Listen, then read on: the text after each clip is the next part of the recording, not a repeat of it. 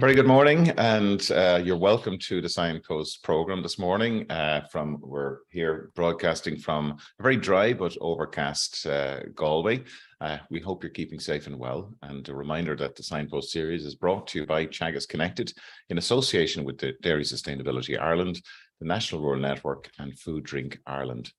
And this morning, we're going to be discussing nitrogen and ways that we can reduce nitrogen. And we know that there are ambitious targets set out under the National Climate Action Programme to reduce our reliance on artificial nitrogen.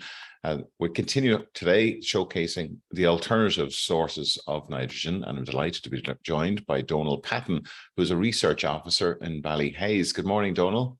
Morning, Mark. Donal, you're very welcome. And good morning, Pádraig. How are you today? Good, thanks, Mark. What's the weather like in County Wexford? It's similar to yourselves, dry and overcast. It's actually cool enough last night, so it was, believe it or not. You get a temperature. I think the cows don't like that now. And Donal, what's it like up in Ballyhaise this morning? Yeah, warm and dry, bit overcast, but not bad. Very good, very good. Well, I know the haymakers are busy over this side of the country at the moment. So, Donal, you're going to be giving us some insights into the work that you're doing in Ballyhaise, and more specifically around the systems assessment of clover. But you also have a rather important day coming up next week. Maybe you'd like to give us some details about that. Yeah, so we have an open day coming up, Mark, next Wednesday, the 13th. So normally we'd have these open days usually every second year. We usually do it the alternative year to the Moore Park Open Day, but with COVID the last couple of years haven't got doing that. So I think 2018 was the last one we've done, so it's 4 years ago now. So look, we've started a new project last year, research project. So look, we'd be hopeful we'll get a good enough turnout on the day. Great, great. So the full details are available on the Teagasc website. So it's Wednesday, next Wednesday, starting at what time, Donal? Starting at 10 a.m, but people will be going in rotation. So look, from, I suppose, 10 till 11, half 11, they'll get going on, no problem. Great, great. So that looks like a great day. So Donal, maybe just before we get into the presentation, you could tell us a little bit about the work that you're doing in Ballyhaise. Yeah, so look, I suppose I'm a research officer. I'm based in Ballyhaise since 2008, and I've been basically over the research program there. So in 2005, a dairy research program, I suppose an extension of the Moore Park program, Mark, was set up in Ballyhaise. I got involved in 2008. Initially, when I started kind of as a farm manager, and then that changed in 2017. So Barry Riley kind of took on my job, and I took on the research role. So I suppose on my end of it, I'd be dealing with discussion groups coming in, going out to the groups, and then running the actual research program. So very good, great. Well, thanks for that, Donal. So if you want to share your screen with us, and just while you're doing that, we'll just remind everybody that if you have a question that you'd like us to put to Donal after his presentation, please use the Q&A tab at the bottom of your screen. And today's session is being recorded and will be available on the Teagasc YouTube channel, as well as our podcast channels as well. So you can catch up on all of the podcasts on those platforms. So, Donal, I'll hand straight over to you, and we will chat to you after the presentation. Yeah, that's no problem. Look, just before we start off, I'd like to acknowledge Barry there and Brendan Horton's great support from Moore Park, and obviously the lads that do the work on the farm.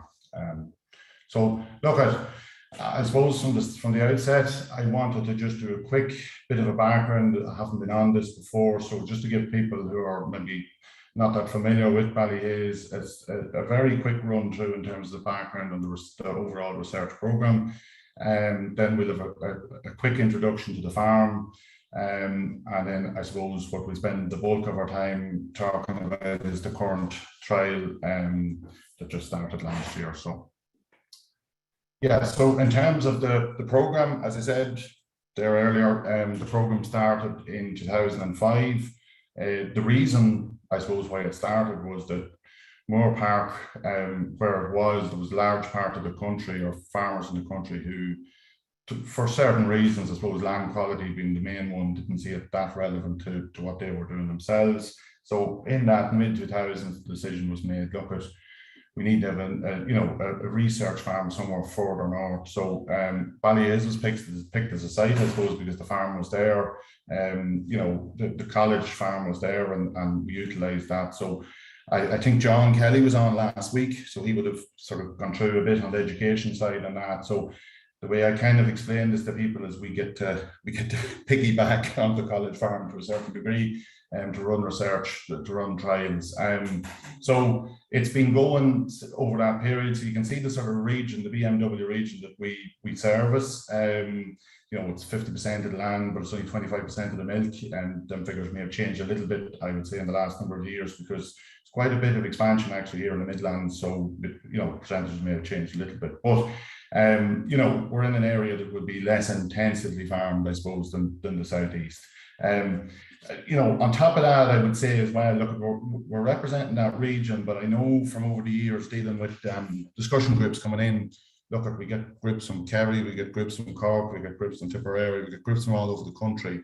And, depending on the part of that particular county or the particular farm that people are on, some people would say that what Ballyhaise is doing is a bit more relevant, or the land type is more relevant to them, even though they're in the south or the southeast. So, look, we get people from all around, and I suppose we've missed that over the last couple of years with COVID.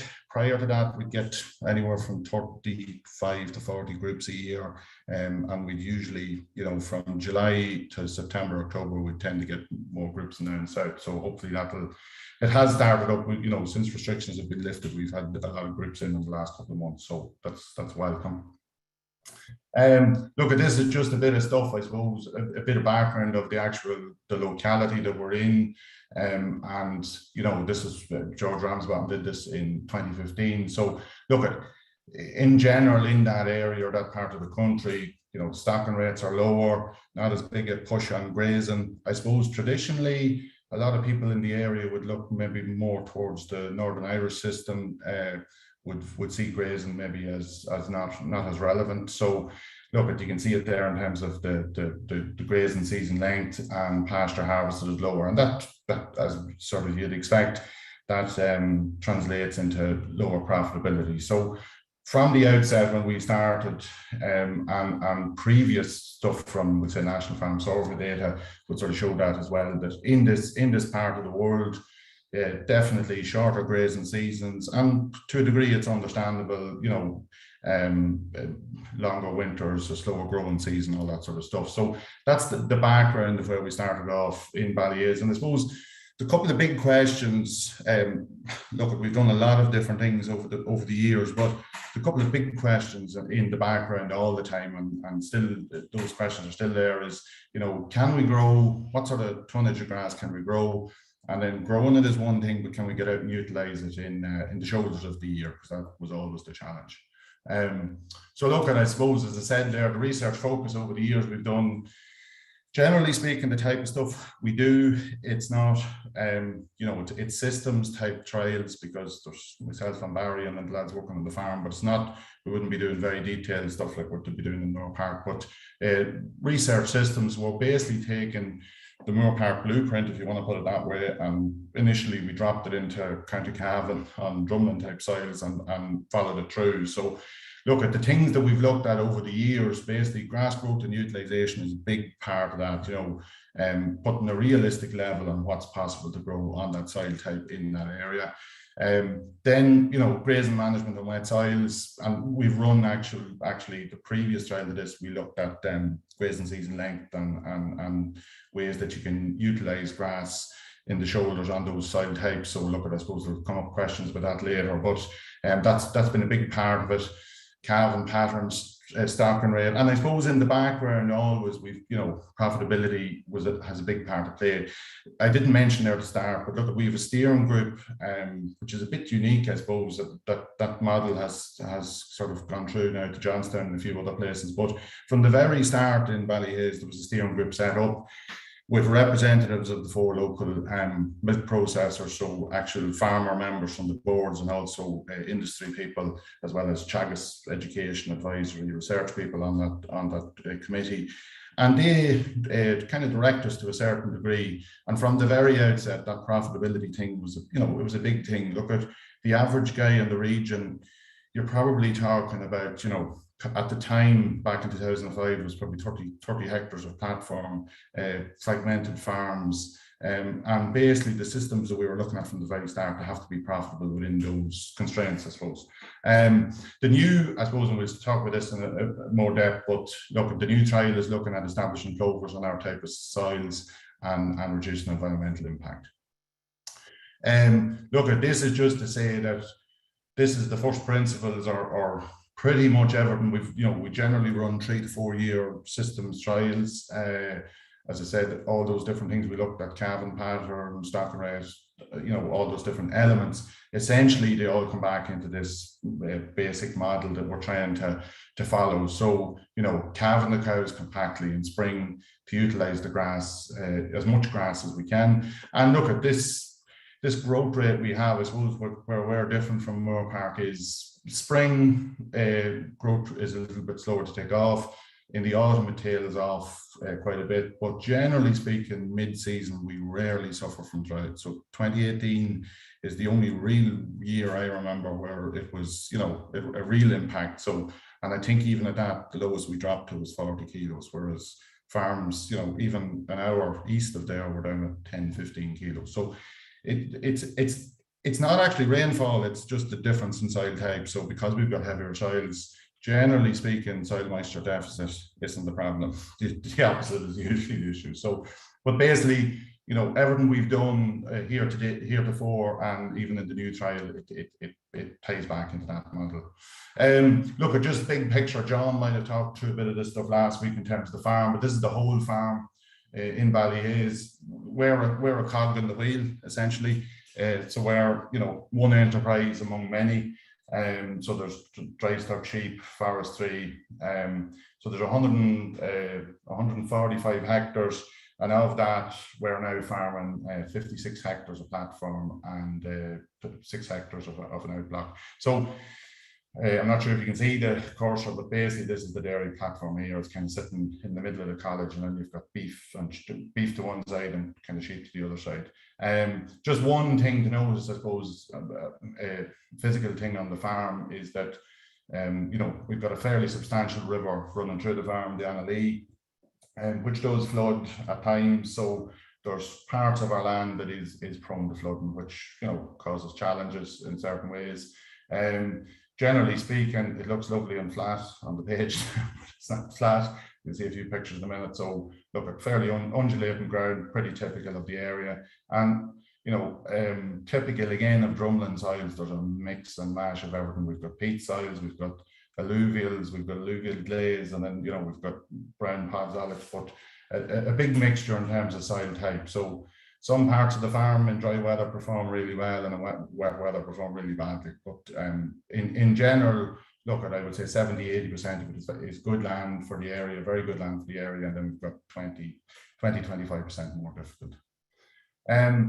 Yeah, in terms of the grass production, look at the average is 14 tons. We've been at it a long time now, so since 2005 we've got to 40 measures a year every year since 2005. So we can put a very good handle on, you know, how much we can grow and how it grows. So as I said, one of the differences here is you know, it's later in spring, and we kind of know that we have to change some things to account for that. But 14 tons, so it's not far off the production that, you know, a lot of people are getting further south. So it's not, utilizing it might be a bit more difficult, but we can grow good tonnage grass. Just in terms of the herd and the herd performance, look at the spring calving herd. This year we're making 120 cows, plans to go to 140 next year. More land has come into the system. In terms of, look at, we'd be strong on our percentages. You know, over the last good number of years, we've been pretty good on the fertility side of it. You know, our output 470 per cow. It's not, there's lots of people in the area doing a lot higher than that. But look at, we wouldn't heretofore, we wouldn't have been putting in big levels of concentrate. So look at, I suppose when I started, we're doing 370 kilos of solids. The aim was to get to 450, and we get to 450 now. The aim is to get to 500 on sort of 700 kilos a meal. So that's kind of the target. But look at, in terms of the herd, good levels of fat and protein percentages are good. Again, there's people in the area beating us, but we're fairly pretty much up there. Production, look, we'd like to get above that 500 kilos. Yeah, so that's it. So that's just, I suppose, a quick run through in terms of the farm and the type of work we do. And we'll spend most of our time on this, the current trial. So as I said, we have a steering group who we meet usually once a year, sometimes twice a year, depending. But we met them in 2020. We were after doing a trial looking at grazing season length. And it was pretty obvious that, you know, and this is well before €1,000 a tonne for fertilizer. From an environmental point of view, an environmental impact point of view, it was pretty clear that we were going to need to do something in terms of clover, establishing clover on the farm. Now, I suppose a bit of a reluctance, maybe possibly on my own part, that kind of thought, Jesus, on our soil type, is it going to work? And that's kind of the question that we set ourselves from the beginning of last year. So just to run through this, I suppose, look, it's a 5-year trial, and I'll explain in a few minutes why that's important, that we're going to run it over a fairly long period of time. The big idea on this is to try and reduce purchased N surplus, so through both feed and fertilizer. So you'll see that in the different treatments or different groups. And essentially, you know, initially when we were planning this out, you know, we sort of said we were going to do 10% free seeding with clover included in the mix, and we were going to do another 10% over so. And when we met our steering group said, no, that's going to take too long. We want to learn about the process quickly. So look at front load it and measure what happens. And that's what we sort of decided to do. So it's something that's maybe unique enough about the trial is that, you know, we're actually measuring the messy bit, if you want to put it that way, that we're looking at, you know, starting from a standing start with no clover in our swards, and we're trying to, you know, get to 80, well, ideally 100% of the area, but in reality 70-80% with that good 20-25% clover in the sward. So that's what where we're trying to get to, and we're going to front load that, as you'll see in a few minutes. We've front loaded it in the first couple of years. And we'll measure what impact that had, because that has had fairly stark impacts. The target is to cut the nitrogen surplus by 50% in, we'll say, from one extreme to the other over the 3 years. So that's a fairly significant target. And I suppose this is the big thing, looking at the clover establishment on our soil type, which we never really thought was going to be an issue. The second one there, the persistence, that's the real big question, and it's the one farmers throw at me every time we get discussion groups in to say, look, I had clover, but you know, 2 years after it was gone. So the persistence of clover in the sward, and then I suppose we want to look at the impact it has on the animal, the pasture performance, how much grass or pasture we can grow. I have to stop saying grass. And feed self-sufficiency. So, you know, can we feed the herd within that? So initially when we started up, these are our 4 treatments. We had basically the stocking rate the same across all of them. To one extreme, it's look at 1.2 tonne concentrate per cow. No effort made to establish clover whatsoever. Look, we'll keep spreading our nitrogen, or 250 kilos of N, that's it. We're going to feed 1.2 tonne. So I suppose for the area, that's higher than we've ever fed. But for the area we're in, and probably nationally, it's pretty much where a lot of guys are at in terms of feed input. So I suppose from that, we're reducing we can reduce concentrate. So group number 2 here is grass swards, low concentrate, so 600 kilos of concentrate. Stocking rate stays the same, nitrogen input stays the same. And then our clover treatment. So this is where we aim to get to after year 3. So look at, again, 1.2 tonne of concentrate, trying to get clover into all the farm if we can at a good enough rate to reduce nitrogen down to 100-125 kilos of N, and then you can do the 2. So I suppose you can look at if I want to reduce N surplus, I can just cut the feed. I can do that tomorrow. I can keep feeding the cows the same level of concentrate and get clover in. That's for us 3 years, probably of commercial farm a lot longer, or I can do both.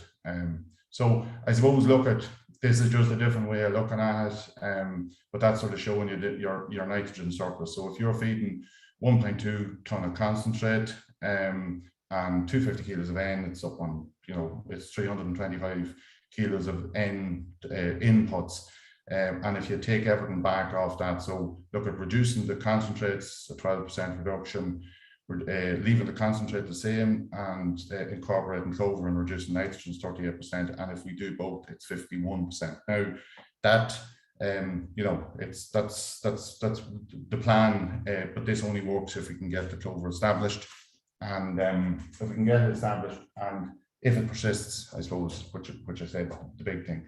So we know the benefits from previous trials in other places, and we wouldn't expect that to be any different in Valley Hayes. Look at, if we get it in there, we can cut nitrogen out of the system. We can also expect a bit of a bump in cow performance, but the big thing is keeping it there, I suppose. So this is just, I suppose, the plan that we came up with at the start, and pretty much what we've done in year 1 and 2, a 3-year transition to clover. Now this, I have to give a health warning here, this is not advisable at commercial farm level, and we'll see why in a minute. But basically from our point of view was to do it up front, and we'll measure persistence and performance from there on. So look at front loading the reseeding and oversow in year 1 and 3. So you can see year 1 and 2.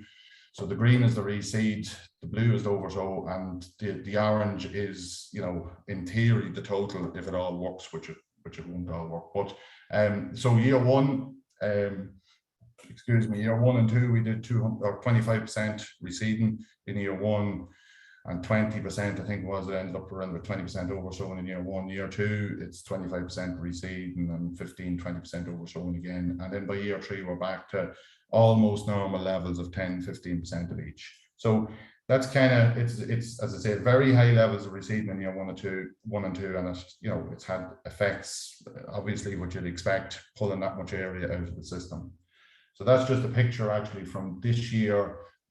Probably in early May, so in the period where you'd normally be closing area up for silage, we had 25% out for reseeding, and we did the same last year. So we actually, in the first half of the year, we were heavily stocked, and then in the second half, we were nearly overstocked in the first half of the year, and then in the second half of the year, when all that ground came back in, we were understocked. So we ended up taking a good bit of silage sort of from July, August on to September. But that's the starting point, and that's what we're trying to do. So as I said, look, we went about the establishment 2 different ways, full reseeding, and I think it was important from the outset that we tried to do that, the 2 different options, and measure them through and see the success of it over time, over a number of years. So that's what we wanted to do, to try and learn as much as we could about it. So full reseed establishment. So this is from 2021. Basically we did it in May and June. So we kind of done it in 2 separate blocks, and to a degree that was a mistake. We said we wouldn't do that this year, and we spread everything off in one go, and we still ended up doing it in 2 blocks because the weather it got so wet, we just couldn't get it all done. Look at the method for the full reseed is power harrow basically, and sow into it. And in terms of management after that, look at got 3 bags of 10, 10, 20 at sowing, got 1 bag of 0, 10, 20 in August, sprayed with Clover Max 5 weeks out, and then grazed at 1,200 kilos or less after. So basically, that's just a couple of pictures of two examples that, now we took the approach of 0 nitrogen after sowing, and I suppose the reason we did that is, again, because of the soil type we're on, we felt persistence is going to be the problem, so we give it the best chance we possibly can. So we did get good establishment last year. How much of that was a year effect, I don't know, because I'd say last year was a perfect year for establishment. We might do exactly the same thing this year, and it might work as well. But look, we got very good establishment on our full reseeds. The oversown paddocks then, look, they were all done in May. Initially, when we started out, we intended to cut them for silage and oversow into that, but that didn't happen because we had so much ground closed out for reseeding, we couldn't afford to. We didn't have surplus to take, so we said, look, we'll do it after grazing, and that's what we did. So a good tight grazing went in. So the machine we used was the lads, in the college here have it, so we done it in house. It's a rakeman machine. It's basically it broadcasts the seed, and there's times that give it a very light run. You wouldn't even know it was done afterwards. again, look at Chieftain and Crusader, and we managed them, look at pretty much the same as our reseeds, apart from the fact that we went in and grazed them at even lower covers. We were grazing them 700-800 covers at times to try and encourage the clover plant to come through. So I suppose the difficulty with this option is that there's an established ryegrass plant there that's been getting nitrogen for the last 10 years or 5 years or whatever. And then look, we went in and we pulled the nitrogen off it, and to give the clover a chance to establish. Now, I'm not sure if that was the right thing to do. We did get good establishment, but we went through 2 or 3 rotations of very, very difficult grass management. Grass quality was very poor. So look, there's other people taking a different approach on that, and I'm not sure which is right, but we definitely got good establishment. So 80-85% of the area that we oversowed, and we did a good chunk of area. We have some clover in it today, or good clover, I would say. And there was one paddock that just was a complete failure. And from talking to other people who do it, that's normal enough. Definitely last back end when we did it, look at the clover contents, you can see it here. In comparison to the reseeds, they were quite close together, or there wasn't as much variation, if you want to put it that way. Whereas on our oversowing, there was more. So this one was too much clover. There was 65% clover in it. That was in autumn last year, and this one was 20-25%, but quite patchy and not well dispersed. Now that one, we actually done cuts on that yesterday. I'd say there's 30-35% clover in it now, but definitely last year there was more variation. So this is a reseed paddock, I suppose, just how it looks today. So that's from 2 weeks ago. That's a reseed paddock that we did last year, been grazed. And look at, there's good clover contents in that. There's up on 30-35%, I think, was in that when we did the cuts. The performance today, and look at, this is again a health warning, it's early days, but this is the reseeded and oversown swards that we did last year, for 2022, how they performed year to date 2022. So our grass reseeds, sorry, I didn't mention that. That's one thing that we did, is we did the same area of reseeding across all the treatments, even our grass only treatments. And the reason we did that is because we didn't want to end up comparing newly reseeded grass clover swards against older grass swards. So comparing like with like, year to date, our grass reseeds from last year have grown 7.6 tons. They've got 150 kilos of chemical N. Our clover reseeds have grown the same with 56 kilos of N, and our clover oversown have grown the same with 60 kilos of N. So look at, I was a bit pessimistic about this in the past, but looking at it now, I'm becoming more positive and more positive. But the big question is, can we maintain that? If we can maintain that level of performance over a few years, look at, definitely from an environmental point of view, it's going to have a big impact. But also, obviously, which is even more so this year, in terms of the economics end of it as well. So look at, that's just in terms of the clover contents, what has happened, which you kind of would expect. Clover contents was high in October last year, dropped back down in March. Now, this is the average of the oversown and the average of the reseeds. So there's obviously variation in here. So the poorest of our reseeds is probably down at 5 or 6%.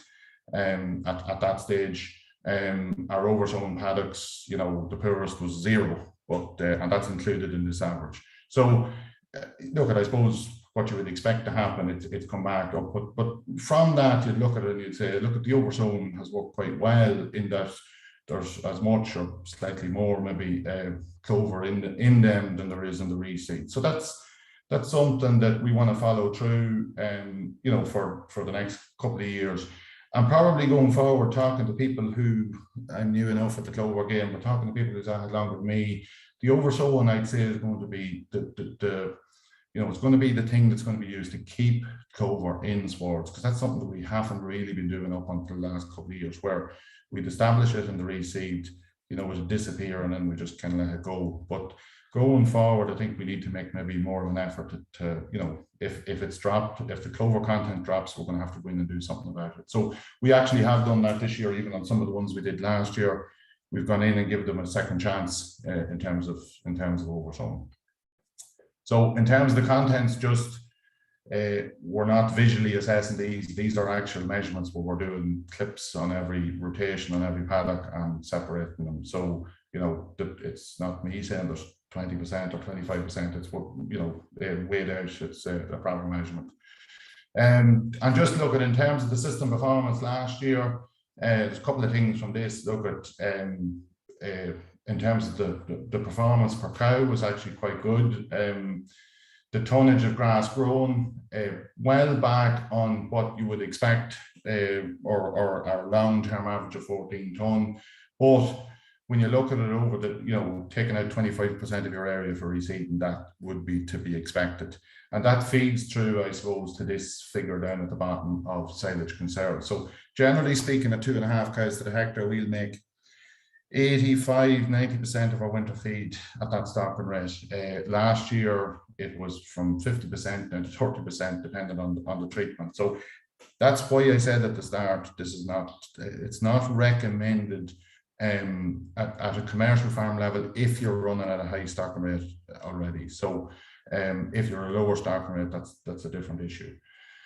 And look at, just in summary, I don't know how I am on time there, but in summary, look at establishing clover. It's a long-term project. I think, and I've seen cases of this in the last year or so with the way fertilizer prices are, people have run in and tried to do big areas. And look, at what we've kind of learned about is you need to preferentially manage them, particularly the oversown swards. And if you're trying to do a massive area, that's just not going to happen. So I think you view it as a longer term project, and you know, you do a bit every year and try and preferentially treat them as best you can. Establishment was good in 21. Was that a year effect? I don't know, but we'll find that out. A 3-year program, it's not realistic at the stocking rates we're talking about. I do know some commercial guys at lower stocking rates or who have surplus silage and they want to get there a bit quicker.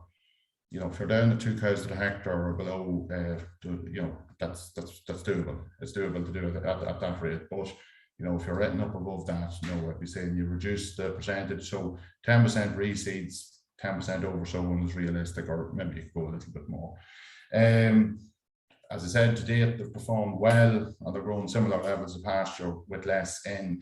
One point in that is they do look different. And for someone who's used to spreading quite a bit of nitrogen over the years, it's hard to get your head around. You look at them, they look pale, and you know, you're kind of going, geez, did they need a little bit of nitrogen? It's a thing. Look at, if you're new into it, I would say look at your tonnages to date. If you're measuring grass regularly, look at your tonnages to date. Keep a good record on what nitrogen fertilizer goes out on them, rather than just looking at the color. If you look at the color, you know, 8 out of 10 plants will go with fertilizer on them, I would say. So maintaining the clover and the sward is going to be the challenge in our soil type, but there is big potential there to reduce inputs if we can manage to do that. So that's me. Thanks very much, Donald. That was really good practical overview of what's happening up in Ballyhaise. So we've lots of questions coming through there. We'll get to those in a moment, but do keep your questions coming using the Q&A tab at the bottom of the screen there. Donald, you spoke a lot about the obviously the various challenges you've had with clover. What would you say would be the single biggest challenge that you've had there in sustaining the clover?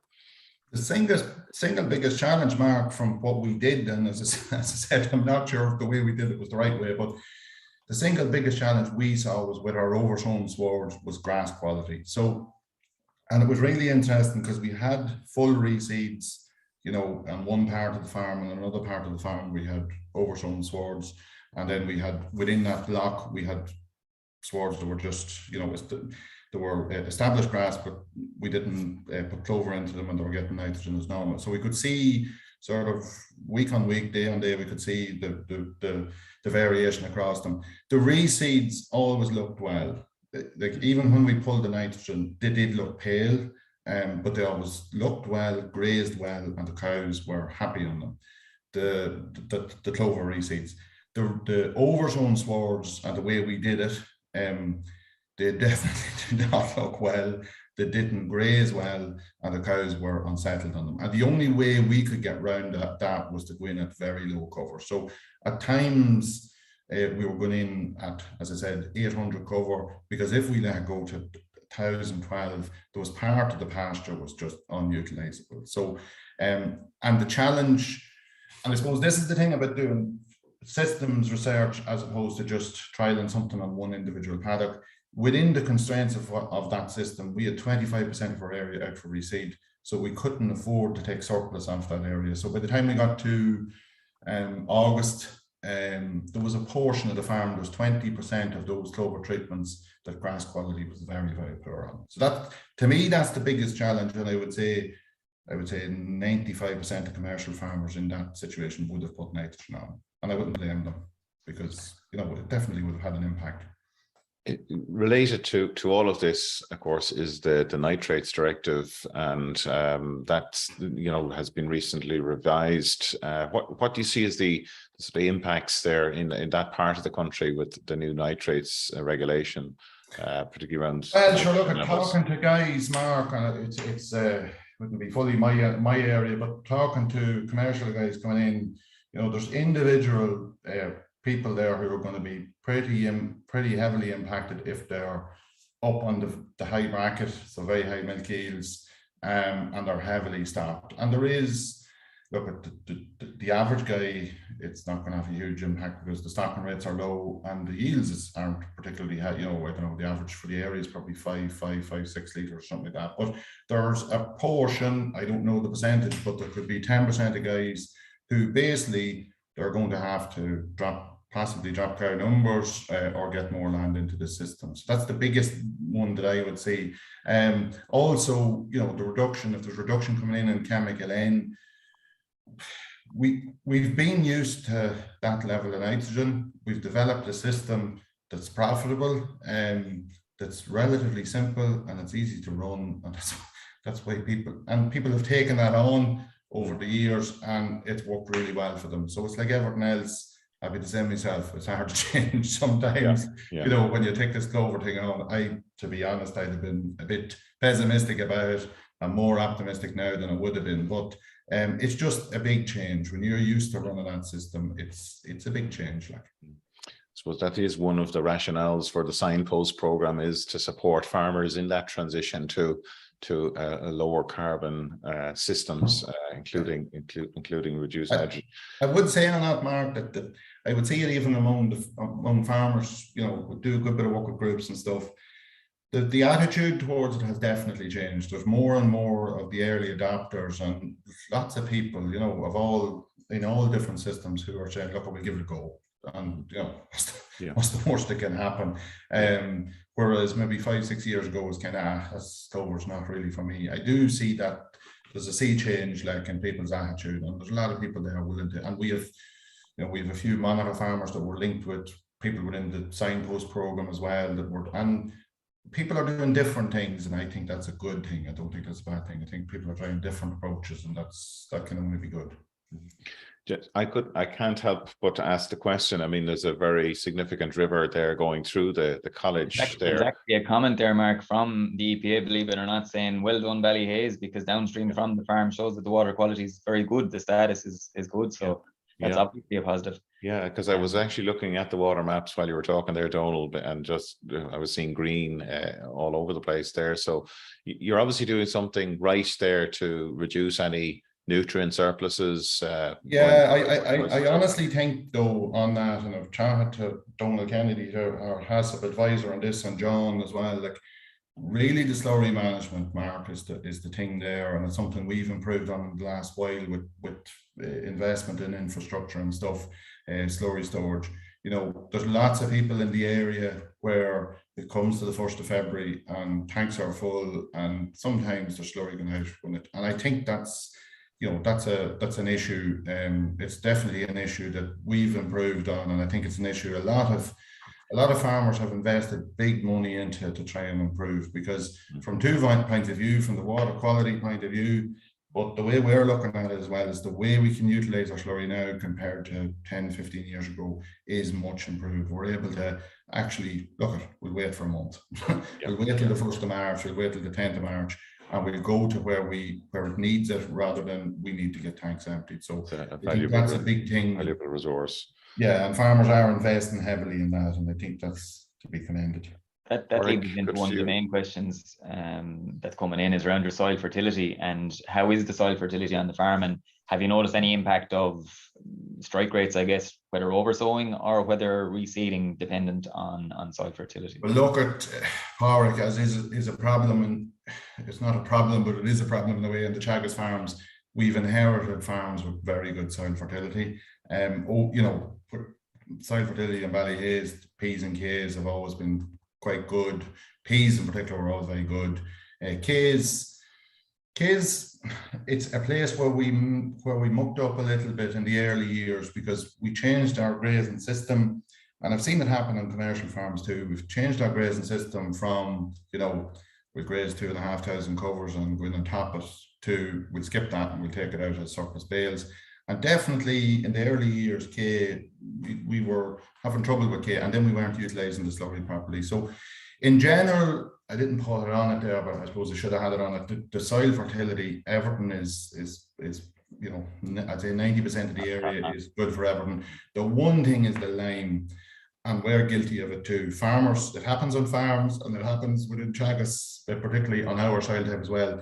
The lime is something that we need to be at every year. There was a couple of years there where we missed, or just didn't do it. And now I'm not saying we had 5.6s, but we had lots of our area at the beginning of last year down at maybe 6.1. That needed a bit, so we went out. We've done a lot of liming last year, and that'll pinch clover, Yeah, exactly. Pinch clover, big time. So now, even this year, the area that we received it this year, it was fine for lime, but we were doing that. We sprayed it off. And we put a ton of lime on it. You mentioned there, Donald, going in at the covers of 1,000 that you grass that wasn't utilised. What did you do with that grass that wasn't utilised? Just go in at the topper, or? Well, the fact we went in with low covers, it reduced it as much. We didn't end up doing much topping. When the clover kicked in, and you could see it starting to green. And this is my big point about the year effect part. The fact that last back end really suited our farm, because if it had been a back end like 2017, God knows what it would have been like. But the fact it was so dry, it actually suited our soil type. So we might have topped a couple of paddocks that were really bad. It wasn't that we went round all the area that was oversold and topped it at that stage. And then the other thing is, when we got our reseeded area back in, we had scope to take some of them out as surplus later on. The pale colour that you mentioned it a couple of times, and there's lots of questions in here about it. Did you see a pinch in the tank afterwards when cows would have grazed that? We like letting cows in a nice lush green grass. Yeah, no, not really, no. And but I suppose the thing is that, and people have asked that thing on the yield end of it, because and maybe I didn't do a great job of explaining that, our clover treatments, Porrick, started off last year with no clover on them. Okay, so it was really September before those cows were actually grazing clover swards. Now this year there's 40% of the area, so every second paddock or thereabouts could have clover or some level of clover in it. So it's only probably now we're going to see that impact. The one thing I suppose Barry would have said to me, he felt he had issues maybe, or felt that on some of those clover paddocks he felt they were getting it hard to graze it, or cows were a little bit unsettled on it. Now, whether that's that they're just not used to eating swards with a good bit of clover in them, I don't know. But no, it didn't see it. It's just a visual thing when you look at it. We even had the group. We had a group in there last week, and we were standing back up at one side of the farm. We were looking across, and there was two paddocks that was reseeded last year. One a grass only, one a grass clover. We looked across, and the one with the grass only one was lovely green, or what we perceive in our head as lovely green sward. The other one looked pale. You'd think from a distance looking at it, it was mid-rotation. We went over and we walked through them. There was 1,300 or 1,400 cover on both of them. Right. Yeah. And have you taken any samples and looked at the nitrogen in the actual content of the crop? No, we haven't done that yet. No. Okay. Look, there's lots of positive comments coming in, but there's one question here, and we have to ask the hard ones as well. Why aren't Ballyhaise only looking at clover now? or what was the Well, I delay? suppose, look, that's one we get, Pádraig. Yeah, absolutely. That's one we get. Initially, when we started off, the thing was utilizing, growing grass and utilizing grass. And actually, the last trial we did, to a degree, is probably the first trial we should have done, where we actually looked at an extended grazing treatment versus an average. So average for the region is 205 days, which is basically you turn the cows out around about the 20th of March and they come back in the 20th of October. And it's interesting when you look at, so we did that, we actually did that, and we compared it then to turning the cows out, as the calf on the 10th or 15th of February and keeping them out till the 10th of November. So we're limited, as I always say in this type of stuff, we're kind of limited to focusing on one thing at a time. Now, we did try to establish a bit of clover, even as part of that trial, but to be honest with you, and I think it's similar enough to farmer experience, we weren't focused on it, and we weren't managing it any differently. We just look at it's in the bag and we put in the clover. We didn't actually manage it. So look, I'd take that as I'd take the criticism on the chin. We are a bit late to the party, but better late than never. But at least you came to the party. That's number one. Yeah. Whether I'll stay in the party, I don't know. Stay there, and that's the next question. Staying there. Persistence of clover. Are we right in saying one of the questions here is my understanding that persistence is better when it's oversown? And if that is the case, what's the best method that you've come across of oversowing? Persistence is better when it's oversown. No, I wouldn't be saying that at all. Well, I don't know yet, but looking at it from the outset, I'd say the reseed is a better method of establishment. The problem with the reseed is, look, you can't do what we did. You can't take 25% of your area out and reseed it unless you're very lowly stocked. So if you can only reseed 10% a year, and you're only using reseed and not oversowing, by the time you get round, it'd be like the Golden Gate Bridge. By the time you get to one end, it's time to go back to the other. There'll be nothing in it. So where we see the oversowing is, Pádraig, is a way of topping up. And now we haven't done this yet because, well, we did 2 paddocks this year of a top up, but that's where we would see the oversown. But we also wanted to try it as a way of accelerating the process. So the oversown for us at the start is, look, we'll do our 20% reseeding. Or if somebody was starting at commercial farm level and they were doing their 10% reseeding, instead of just doing 10%, look, we'll try and oversow another 10% as well. It's 20% a year. So 4 or 5 years down the road, you should be getting to a point where you've at least tried on a good portion of your area. But persistence is going to be, and we're way too early. We're way too early to answer that one on our soil type, because look at the reality is, the grazing conditions for us, like, I said there about the extended grazing versus average, the basic difference in that trial, extended versus average, was on-off grazing. So we'll generally turn the cows out in 10th, 15th of February, and we'll be on-off grazing until Paddy's Day, pretty much. We just don't leave them out because they're going to do too much harm, unless it's really, really good weather. And then the same on the back end, it'll be 15, 20 days where you're on-off grazing at different periods of time. So the grazing conditions, look, I'd be up and down to Moore Park, run a fairly regular, or have been over the years, and maybe not so much the last couple of years, but I've gone out at periods of time in February and I've looked at what the grazing conditions is like there versus us. And it's in that period of time, it's different. So that's where I would be a bit afraid of our clover swards, because they're definitely more open. They look more open and you'd be worried about them. Now, we grazed them this year, the ones that were established last year, and we did some bits of damage and it didn't seem to do a big pile of harm. But if you're doing that consistently over maybe 5 or 6 years, will it have an impact? I don't know. Look, at 10 years ago, people in Cavan were saying if you do that to grass wards, they'll disappear, and they didn't. So yeah, it's a mindset. That's the big question. From a management or from a cow management perspective, you're going from paddocks that have high density of clover, 20%, to some that have none. How are you managing that, or what's the attitude of farm staff even letting cows out in high clover swards like that? There's always a risk of bloat, and you always hear the story of. Look at the bloat is an issue, and again, I'll probably say, we've no problems, and tomorrow we'll have a cow with bloat. Like, so we're early enough on. We're only at the point, I suppose, now, Pádraig, from now on, where clover contents is getting up, and again, I'm being directed by the people who have more experience in this than me, who sort of saying, look, If it's below 30%, 35%, it shouldn't be an issue. But sometimes it is, like, for particular reasons. And exactly what you said there, it's a particular risk for ourselves, because we are going from, and we will be doing that this year and probably next year as well.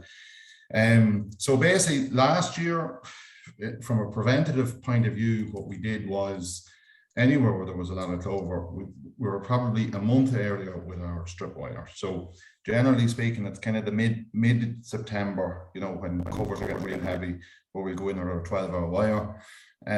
Whereas on our clover treatments, not on the paddocks and the clover treatments, but there was a lot of clover, we were probably in a month earlier with our strip wire. That's what we did.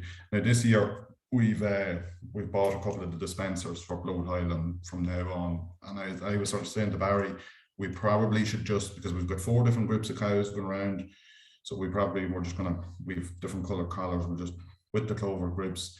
Even if there's no clover in the paddock, we'll leave the dispensers in and just keep moving it around with the groups of cows. And you haven't done anything like putting out straw or anything like that, just increase fiber? No, not yet. Now, whether we have to do that later on in the year, you know, people are sort of telling me that maybe it's later on, sort of September, October, you know, when maybe you get over that peak of farm covers are getting a bit lighter, and you get into wet weather, the blow tile, maybe cows not drinking as much and all that sort of stuff. So look, Donald, we have a few comments. Sorry, Donald, just a few comments coming through there around the slurry comments that you made there about the importance of good slurry storage, and a lot of expert comments agreeing with what you said there, that having good storage is critical to improving water quality, and that the timely spreading of slurry that is coming from our ACP program. Just one on that, Mark, as well, which I think can be overlooked a little bit. The contractors have a difficult job, like, you know, and I'd say it'd be a good experience for some people to put in a day or two with a contractor at that time of year, because everybody wants to get slurry out. You know, it has to be dry, you know, for 2 or 3 days or whatever. They have a workload ahead of them. So it's a difficult task for contractors to do all that and manage it correctly. You know what I mean?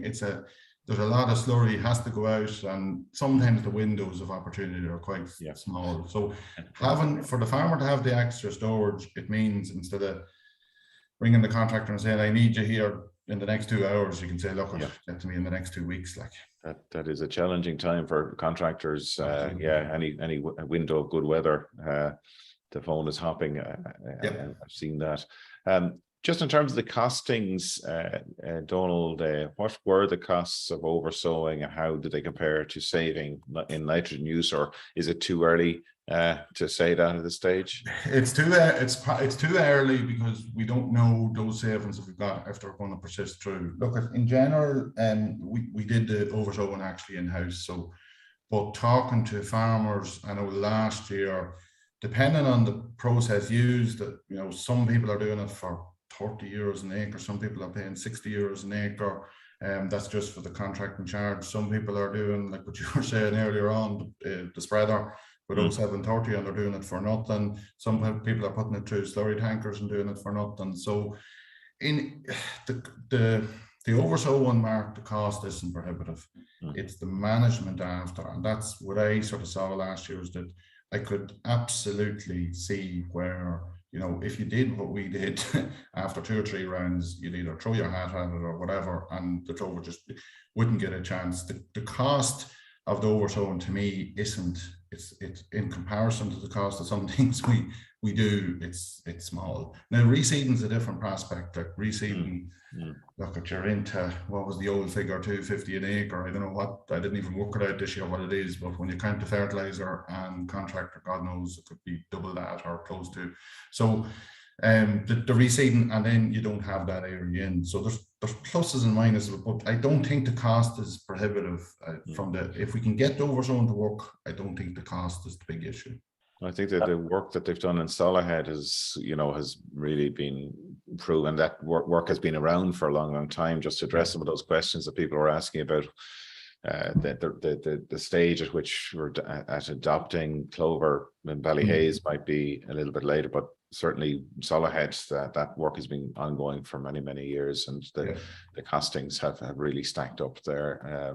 I think, in fact, they're operating a zero nitrogen study at the moment there as well, which is showing very positive results.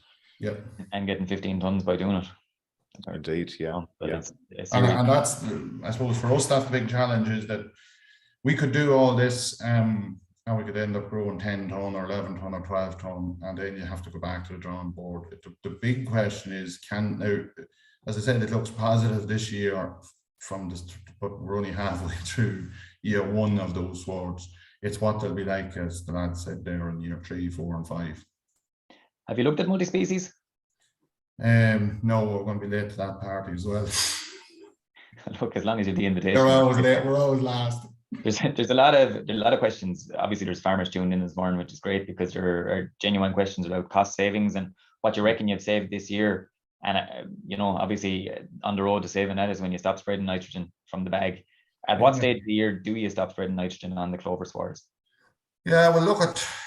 Again, there's a bit of debate around this one, but the approach we took was we treated them as normal PORIC up until kind of April time. Now, there was 1 or 2 of them got a bit of fertilizer in April, but pretty much they got the first round as normal, either slurry or urea, which for us this year was late. It was the first week of March, just weather conditions in February. You couldn't get out, and it wouldn't have been sensible to go out. So it got its first round, and then it got its second round, which probably ended up, instead of Paddy's Day, was late March, because we were late with the first round. And after that, then, so that picture I put up with the cows grazing, like, that sward hasn't got nitrogen since early April. No. At all? No. Even dairy washings or anything? Some of them might have got bits of washings and slurry. That one hasn't got any, though.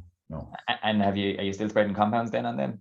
We haven't this year yet, but we're limited enough on the amount of P we can put out PORIC, because sure, most of the swords are index 3s and 4s. So what we're sort of going to do is just go with Myriad at a low level, because I'm told that's a big risk from the bloke point of view. Yeah. So, you know, 10, 15 units or whatever of K, and we'll do that this month, and maybe again in September. Okay, we are just up on time, Donal, and huge level of positive comments coming through from people in terms of your presentation. Of course, that's really just a taster of what's available for next Wednesday at the open day in Ballyhaise. So a reminder to everybody that event starts at 10 o'clock. People would want to be arriving between 10 and 11 or so. Donal, is that sort of the window? Yeah. And that's taking place in Ballyhaise Agricultural College, and full details are available on the Teagasc website. And the overall theme is future-proofing Irish dairying. So definitely an event to get along to, just to find out what's going on, the latest in Ballyhaise. And just to let you know that next week we're going to be joined by Thomas Ryan, who's Senior Sustainability Manager with Glanbia, and he'll be discussing the Glanbia's Ireland's Living Proof Sustainability Strategy. That's next Friday. So it just remains for me to say thanks very much to everybody for joining us this morning. Thank you to Yvonne Maher in the background, who's been helping with the technical side this morning. PORIC, thanks very much for helping with the questions. And also thanks to Andy Boland and Pat Murphy for the coordination side. And Donal, last but not least, thanks again for your presentation and your practical tips there at the end as well. It's really that type of practical knowledge that you have is really invaluable. So until next week, we'll thank you again. Enjoy the weekend. I believe there's a nice high pressure coming in over Ireland, so hopefully we'll all get to enjoy that. And certainly I know that there's lots of haymakers around this part of the country that are going to be busy over the weekend. But until next week, thanks for everybody, and we will chat to you soon. Bye-bye.